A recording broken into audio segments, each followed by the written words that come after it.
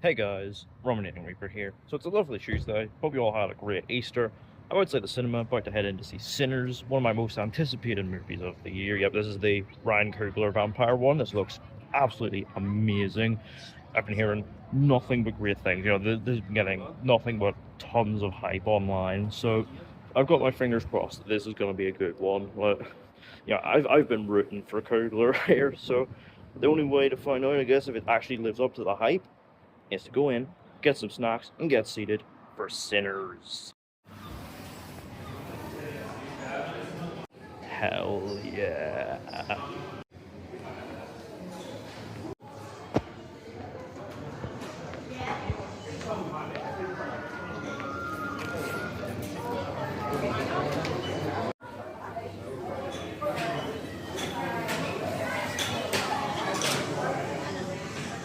So I've got my popcorn here and a red frozen Fanta, blood colours, ready for some vampire action with Michael B. Jordan.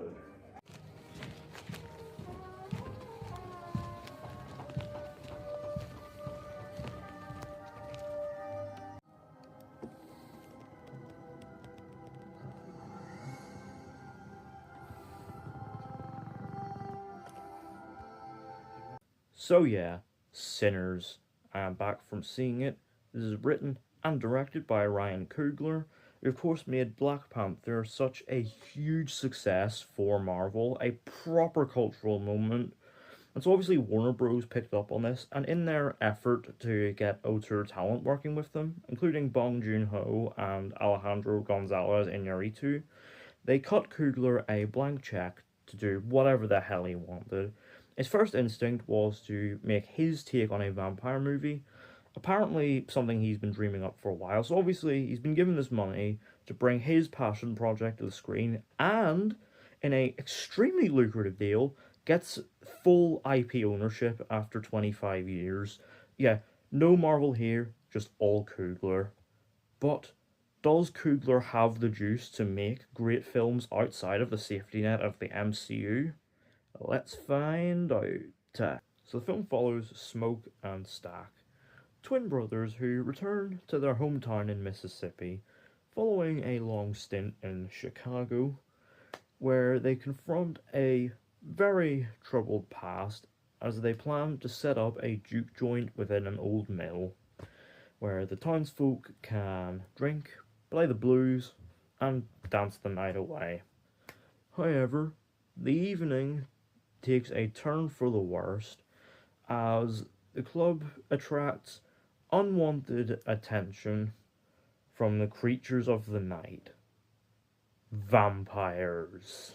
So obviously, yes, this was one of my most anticipated films of the year. I had a lot of trust in Coogler in here, and I knew this was going to be good, like, not just because of all the buzz about it since its release a few days ago, but also because, again, Coogler is a very interesting filmmaker, so, I had a lot of faith in him to deliver. So obviously, yes, I knew it was going to be good.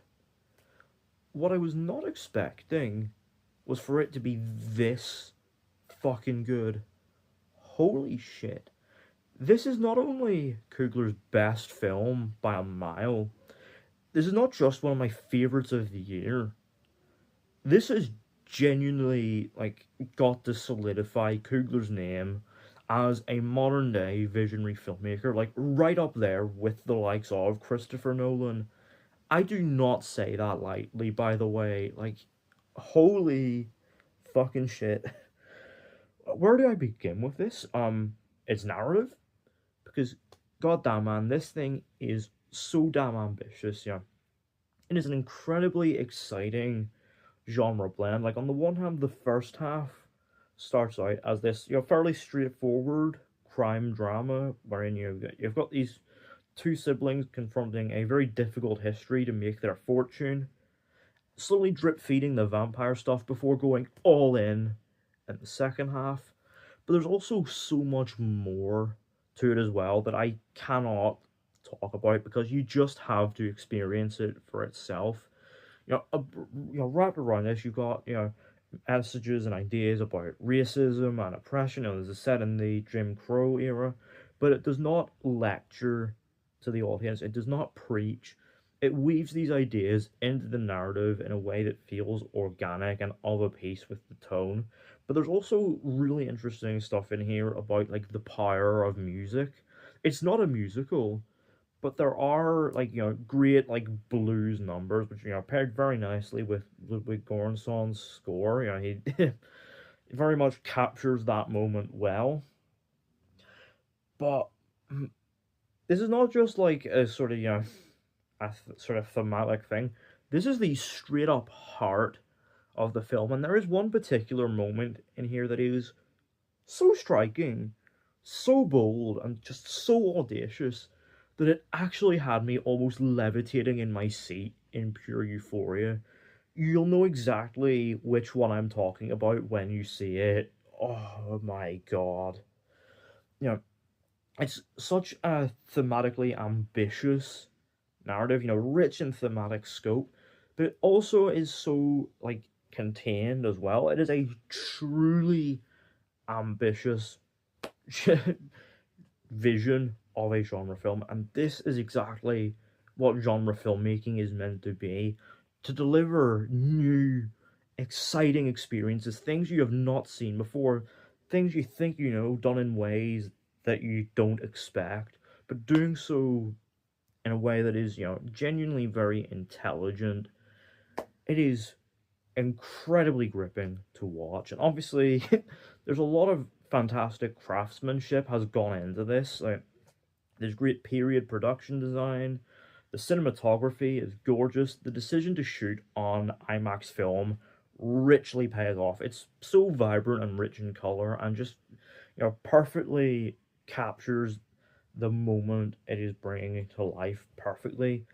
I genuinely envy everyone who has gotten the chance to see this in a proper IMAX 70mm showing, because I can only imagine just how gorgeous this would look in proper 143.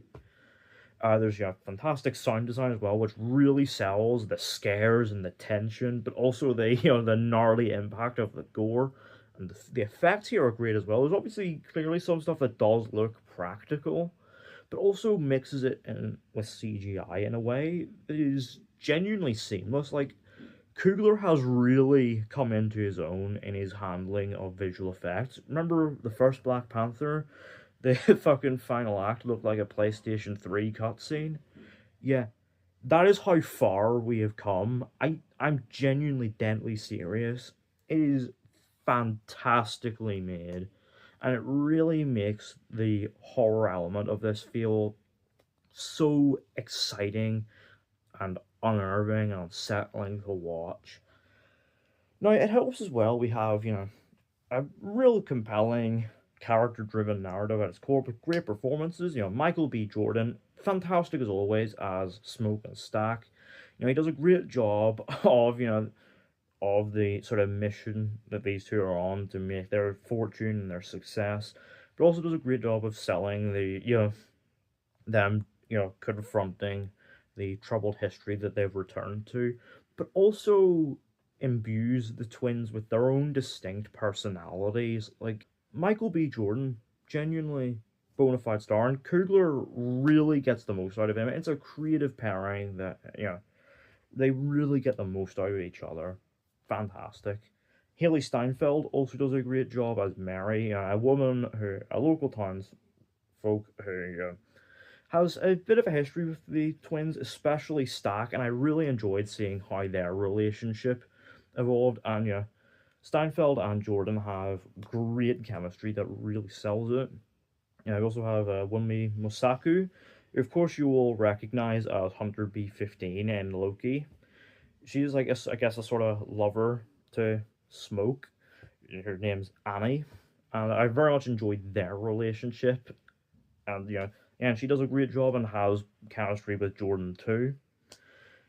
I also very much enjoyed the other townsfolk. Obviously, Lee Jun Lee as Grace, a Chinese woman. Delroy Lindo as Slim. Jack O'Connell as this like Irish vampire. He is a great villain. But the sort of standout one that I have to shout out, because like genuinely the fact that this is his debut performance, Miles Keaton does a fantastic job as Sammy. Like, this is he has such an aura about him. He is so damn good, and like his singing is fantastic. You know, he gets a fantastic song number, but his acting is genuinely brilliant as well. You really buy into his relationship with Smoke and Stack, and also, you know, his own struggles about trying to make it successful as a musician on his own. He is great. In fact, everybody here is great, and it really sells the drama, the horror, and just a late film shift into straight up something else entirely that genuinely I will not spoil because you got to experience it for yourself. But goddamn, it is exciting and thrilling stuff to watch, and but it does pay off the character arcs of the twins very nicely. I will say also, be sure to stay in your seats for throughout the credits, especially for that first mid-credit scene. Like the second scene right at the end of the credits, I definitely recommend staying for if you want to hear more of the music. But that first mid-credit scene, please do watch it. It, you know, it brings one last surprise that is very, very important to the narrative, that brings like real closure. So please do stay for that. Overall, Sinners is a fantastic movie. It's a genuinely bold and ambitious genre mashup that really solidifies Ryan Coogler as a modern day auteur. And I, for one, am really, really excited to see what he does next. Out of 10, Sinners gets a well-earned 10. So yeah, let me know down in the comments. Have you seen Sinners? What did you think of it? Without getting into spoilers, what did you think of its like genre mashup? And are you excited for what Coogler does next? Let me know all that down in the comments. Don't forget to hit the thumbs up button if you enjoyed. Don't forget to hit the subscribe button if you're new, and don't forget to turn on post notifications so you don't miss an upload.